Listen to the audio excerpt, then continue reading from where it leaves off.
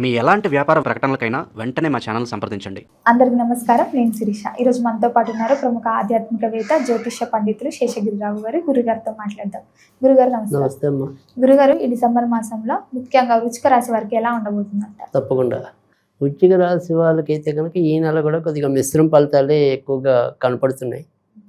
ఎందుకంటే ఏదైనా సరే ఒక సమస్య అనేది ఏదైతే ఉంటుందో ఆ సమస్య ఉన్నట్టుండి ఒక ఆశ అయిపోతుందేమో అనిపిస్తుంది, కానీ మళ్ళీ ఎందుకని వాయిదా పడుతుందో తెలియదు. మళ్ళీ అదేమో అది అలా ఓల్డ్లోనే ఉండిపోవటం అనేది.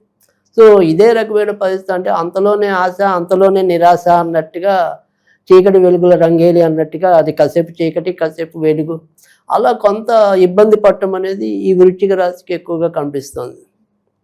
సో అందుకని పరిపూర్ణమైన ఆనందం నేను పొందుతాను అనే నమ్మకానికి రావటం అనేది కొద్దిగా తక్కువగా కనిపిస్తుంది.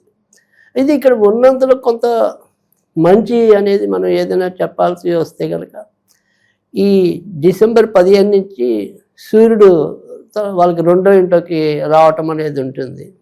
సో అక్కడి నుంచి కొద్దిగా ఆర్థికంగా కొంత పుంజుకోవటం అనేది, తర్వాత ఎవరైతే మరి ఇంట్లో కూడా సమస్యలు పొందుతారో ఆ సమస్యలు కొద్దిగా తగ్గుముఖం పట్టడం కానీ జరుగుతుంది. ముఖ్యంగా గురుగారు, మరి విద్యార్థులకు ఎలా ఉండబోతుంది అంటారు? ఇది ఎవరైతే విద్యార్థులు ఉంటారో ఆ విద్యార్థులు బాగా చదివినప్పటికీ కూడా ప్రస్తుతం ఉన్న పంచమ స్థానంలో ఈ యొక్క శని యొక్క సంచారం, అసలు బుద్ధి కారకుడు అష్టమంలో సంచారం. సో దీనివల్ల విద్యార్థులు సరైన సమయంలో సరైన నిర్ణయాలు తీసుకోకపోవటం అనేది ఒకటి. రెండోది, అంత బాగా చదివిన చివరి నిమిషంలో గుర్తుకు రాకపోవడం అనేది ఒకటి. సో అందుకని ఈ రెండు రకాలుగా కూడా ఇబ్బంది పడటం అనేది, అంటే తొందరపాటుతో ఏ నిర్ణయాలు తీసుకోవాలో ఆ నిర్ణయాలు తీసుకోకపోవటం. సరే మంచిగా అంత చదువుకెళ్ళినా కూడా చివరి నిమిషంలోకి వచ్చేప్పటికి అది అదే సమయానికి గుర్తుకు రాకపోవటం, అది పాపం వీళ్ళు కొంత ఇబ్బంది పెట్టే అంశంగానే ఈ నెల మనం చెప్పాలి విద్యార్థులకైతే కనుక. ఉద్యోగ వ్యవస్థలో ఉండే వాళ్ళకి ఎలా ఉండబోతుంది అంటారు? అలాగే ఉద్యోగం చేసే వారికి ఏదైనా మారాలి అని అనుకునే వారికి ఈ మాసం అనుకూలంగా ఉందంటారు? తప్పకుండా ఏదైనా ఉద్యోగస్తులకి అయితే కనుక కొంతవరకు ఈ నెల మనం సానుకూలం అనే అంటున్నాం. ముఖ్యంగా డిసెంబర్ 15వ తారీఖు తర్వాత నుంచి కనుక వారి ప్రయత్నాలు మరింత గట్టిగా చేసుకోవచ్చు. తర్వాత ఇప్పటికే ఏదైనా సరే ఇటు ప్రభుత్వ ఉద్యోగులకి కూడా మంచి జరగడానికి అవకాశం ఎక్కువగా, అంటే ఏదైనప్పటికీ కూడా ఈ ఉద్యోగము అందులో జరిగే మంచి మార్పులు ఏమైనప్పటికీ కూడా మొదటి 2 వారాలు వదిలేయటం మంచిది. అంటే డిసెంబర్ 15 దాటిన తర్వాత నుంచి వాటికి సంబంధించిన ఏమైనా సరే శ్రీకారం చుట్టుకున్నట్టయితే కనుక అది సాకారం అవుతుంది. సో అందుకని ఆ రకంగా ప్రయత్నించుకోవడం మంచిది. అలాగే గురుగారు, ఎవరికైతే వివాహం జరగలేదో, వివాహ ప్రయత్నాలు చేస్తున్నారో వారికి ఈ మాసంలో వివాహ యోగం ఉందంటారా? మరి తప్పకుండా ఖచ్చితంగా వివాహం ముందుకెళ్ళే అవకాశాలు ఎక్కువగా కనిపిస్తున్నాయి.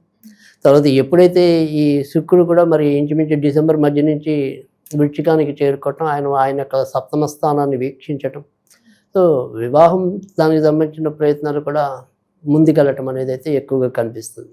ఈ వివాహం జరిగి సంతానం లేకుండా బాధపడే వారికి సంతాన యోగం ఉందంటారు? అక్కడ మనకు ఇబ్బంది ఉంది. ఎందుకంటే సంతాన కారకుడు కూడా ప్రస్తుతం వక్రంలో ఉండి అష్టమంలో ఉండటం అనేది జరిగింది. సో అందుకని భార్యాభర్తల మధ్య అసలు పరస్పర సహకారం ఆ విషయంలో లేకపోవటం అనేది, సో ఒకళ్ళు ఇప్పుడు కావాలనుకోవటం, మరి కొన్నాళ్ళు ఆగమని ఇంకోళ్ళు అంటాం. సో ఇద్దరి మధ్య ఆ రకమైన సయోధ్య లేకపోవటం. సో అందుకని అక్కడ కొద్దిగా సంతానానికి అయితే కనుక ఇబ్బందిగానే కనిపిస్తుంది. సో అది ఫలవంతం అయ్యే పరిస్థితి చాలా తక్కువగా ఉంది. అలాగే కళాకారులకి, సినీ రంగంలో ఉన్న వారికి ఎలా ఉండబోతుందంటారు? అయితే సినీ రంగంలో ఉన్న వాళ్ళకి కూడా ఎక్కువ శాతం అయితే కనుక మంచి ఫలితాలు ఉన్నాయి. సో ఇక్కడ వీళ్ళకి కూడా సేమ్ మనకి ఎవరైతే అంటే ప్రత్యక్షంగా కాకుండా సాంకేతిక నిపుణులు అయితేనే మరింత ఎక్కువ మంచి పొందే అవకాశాలు ఎక్కువగా కనిపిస్తున్నాయి. ఈ రాజకీయ రంగంలో ఉన్న వారికి ఎలా ఉండబోతుంది అంటారు? మరి అయితే రాజకీయ రంగంలో ఉన్న వారికి అయితే ఖచ్చితంగా బాగుంటుంది. డిసెంబర్ 15వ తారీఖు తర్వాత నుంచే ఎక్కువగా మంచి జరిగే పరిస్థితి ఉంటుంది. కనుక వాళ్ళు కూడా అటు రాజకీయ రంగంలో ఒకటి, తర్వాత ప్రభుత్వ ఉద్యోగులకి కూడా మంచి జరగడానికి అవకాశం ఉంటుంది. అలాగే గురుగారు, ఈ పెట్టుబడి బిజినెస్లన్నా, ఓన్ బిజినెస్ స్టార్ట్ చేయాలనుకున్నా, ఈ రియల్ ఎస్టేట్స్ అయినా ఈ మాసంలో వీళ్ళకి అనుకూలంగా ఉందంటారా? అంటే రియల్ ఎస్టేట్లోకి వచ్చేప్పటికి ఏంటంటే ఇల్లులు కట్టడం, దాని మీద కన్నా కూడా ఖాళీ స్థలాలు అమ్మే ఉంటాయి కదా, ఓపెన్ ఫ్లాట్స్. సో అలాంటి వాళ్ళకైతే కనుక ఇంకొద్దిగా ఎక్కువ మంచి జరగడానికి అవకాశం ఉంది. తర్వాత ఏదైనా పార్ట్నర్షిప్గా మనం కొత్తగా వ్యాపారం ప్రారంభిద్దాం అనుకునే వాళ్ళు మరి కొద్ది రోజులు ఆగటం అనేది అవసరం.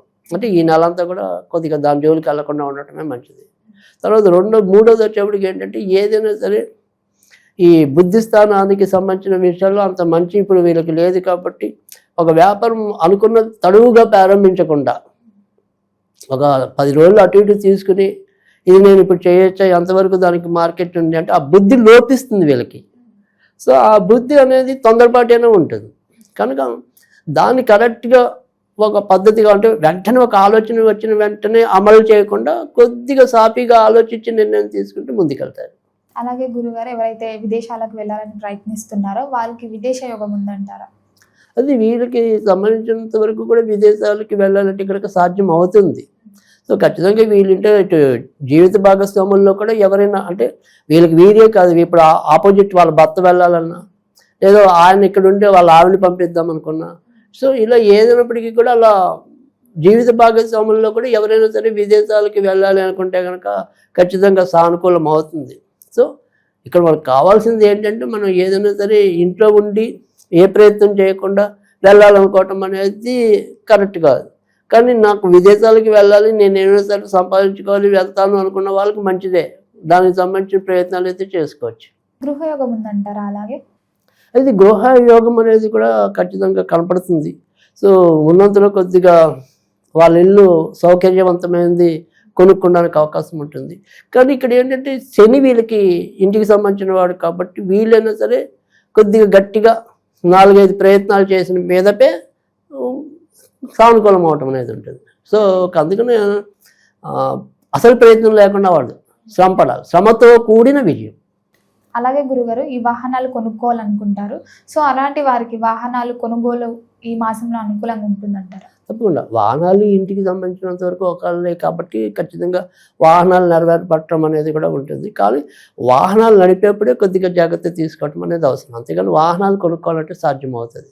ఆరోగ్యపరంగా ఎలా ఉంటుందంటారు? ఆరోగ్య పట్ల ఎలాంటి జాగ్రత్తలు తీసుకోవాలంటే? అయితే కంటికి సంబంధించిన విషయాలను వీళ్ళకి కూడా కొంతవరకు ఇబ్బంది పడే అవకాశం ఉంది. తర్వాత ఎప్పటికైనా సరే ఇదే రాశిలో జన్మించి ఇప్పటికే దీర్ఘకాలికంగా ఏదైనా సరే హార్ట్కి సంబంధించి అంటే గుండెకి సంబంధించిన విషయాల్లో ఇబ్బంది పడుతున్న వాళ్ళు ఎవరైనా ఉంటే కనుక వాళ్ళు ఈ నెల అంతా కూడా కొద్దిగా జాగ్రత్తగానే ఉండాలి, ఎక్కువ భావోద్వేగానికి లోనవ్వకుండా ఉండటం అనేది అవసరం.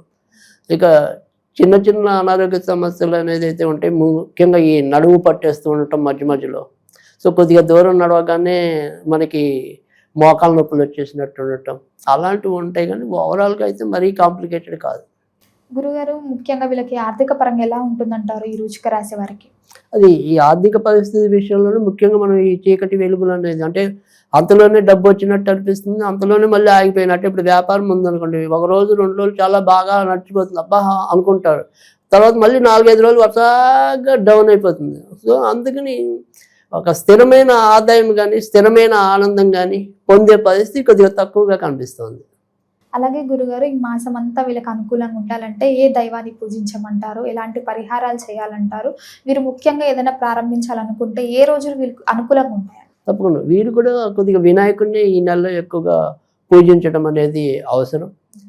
సో సోమవారం మంచిది, గురువారం ఆదివారం వీరికి ఎక్కువగా మంచిది. అలాగే ఏదైనప్పటికీ కూడా ఈ మంగళవారాలు వినాయకుడికి ఏదైనా సరే అవకాశం ఉంటే కనుక ఉండ్రాలు నివేదన చేసినట్టయితే కనుక మంచి ఫలితాలు రావడానికి ఉంటుంది. తర్వాత ఇంకేదైనా సరే వీళ్ళు కూడా వర్జించవలసిన రంగులో ఆకుపచ్చ రంగు ఎక్కువగా వాడకుండా ముదురు ఆకుపచ్చ. సో అది లైట్గా ఉండే గ్రీన్ వాడచ్చు, బట్ డార్క్ గ్రీన్ అనేది మంచిది కాదు. సో దాన్ని ఈ నెల కొద్దిగా అవాయిడ్ చేయడం అనేది మంచిది. మొత్తం మీద గురుగారు, ఈ డిసెంబర్ మాసంలో వృశ్చిక రాశి వారికి ఎలా ఉండబోతుంది, ఎలాంటి జాగ్రత్తలు తీసుకోవాలి, ఏ దైవాన్ని పూజించాలో తెలియజేసినందుకు ధన్యవాదాలు.